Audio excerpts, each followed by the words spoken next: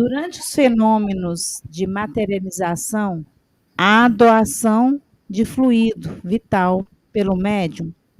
Será que por isso há uma relação com desencarne precoce ou acidental, que é aparentemente comum para esses médiuns?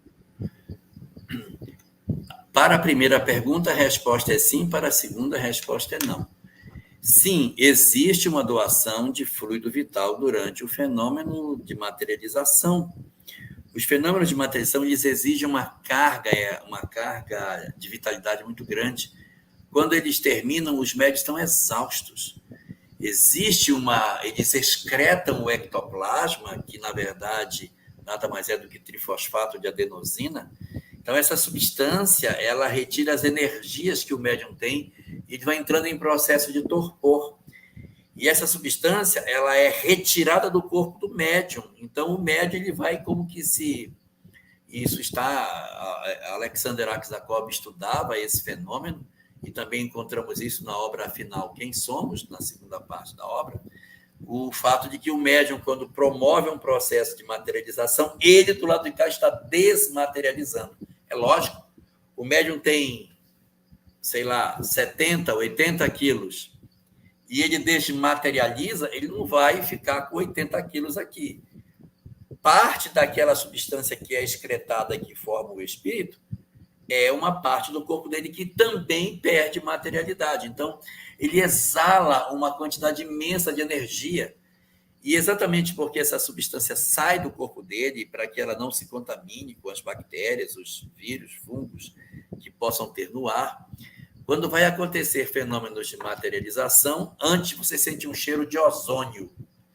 É um cheiro ruim. Quem quiser saber o que é o cheiro do ozônio, ligue um motor elétrico, motor do liquidificador, e dá uma cheirada no motor. Aquele é o cheiro do ozônio, porque nas sapatas dos motores elétricos é formada essa substância, O3, ozônio. Então, é aquele cheiro ali, aquele cheiro ruim, aquele cheiro é o cheiro do ozônio. E quando você está numa reunião que vai acontecer materialização, cheiro de ozônio vai começar. Eles jogam o ozônio no ar para desinfectar, aí o médium começa a excretar a substância, o ectoplasma, que vai modelar o espírito, que vai se materializar, depois aquela substância retorna para o médium, por isso que ela tem que estar desinfectada. É uma doação de fluido muito grande, então, nossa, esses médiums, quando terminam, o cara está exausto. Não se procura trabalhar reuniões de materialização com frequência para que o médium possa se repor.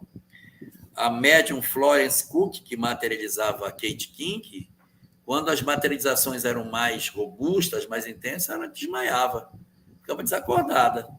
Ela não tinha condição nem de ficar em pé, porque a doação de fluido era tão intensa que ela simplesmente ficava desacordada no divã da casa de William Crookes.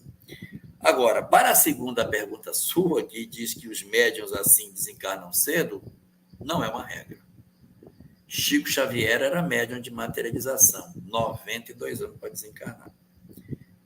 Divaldo Pereira Franco, médium de materialização, 95 anos e não está dando sinal de que vai parar.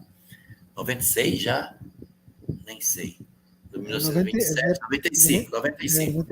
1927, 2002, 2022, 95 anos.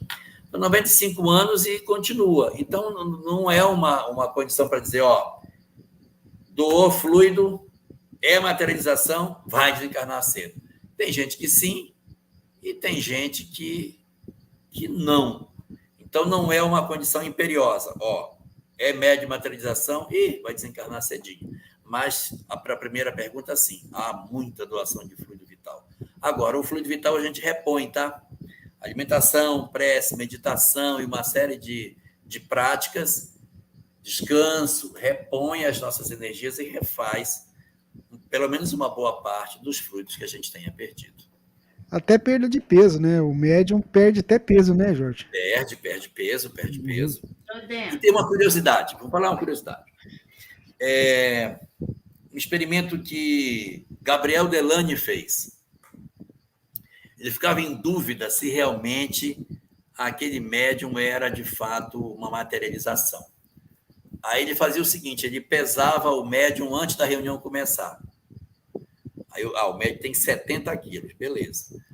Quando estava na materialização, chamava o espírito, pesa aqui, colega. Aí ele pesava o espírito. O espírito pesava 30 quilos. 70 menos 30, o médium deve estar pesando 40. Aí ele botava o médium para pesar, o médium estava pesando 42, 41, 43. A conta nunca fechava. Sempre o peso do médium, somado, o peso do médium antes da reunião, era sempre menor do que o... menor do que o peso do médium mais o do espírito durante o fenômeno. Mas por que isso? E ele experimentou várias vezes e nunca batia. Nunca o peso do médium durante a reunião mais o peso do espírito era superior ao peso dele antes de começar. Até que um dia ele teve uma ideia. Qual foi a ideia? Ele pesou todo mundo antes da reunião começar. E quando o espírito materializou, ele pesou todo mundo. Quando ele pesou, a conta fechou. Sabe por quê? Porque um dava 100 gramas, um dava 200, um dava 50 gramas, outro dava meio quilo. E aí o espírito se juntava aquela quantidade de fluidos e formava o corpo com a sutileza do ectoplasma que os outros doavam, que ninguém percebia que era pouco. E a grande massa vindo do médium. Aí quando somou todo mundo, aí bateu a conta, aí deu certo. Ou seja, na natureza nada se cria, nada se perde, tudo se transforma. A massa dos reagentes é igual à massa dos resultantes, né? Não pode ter alteração de massa na equação.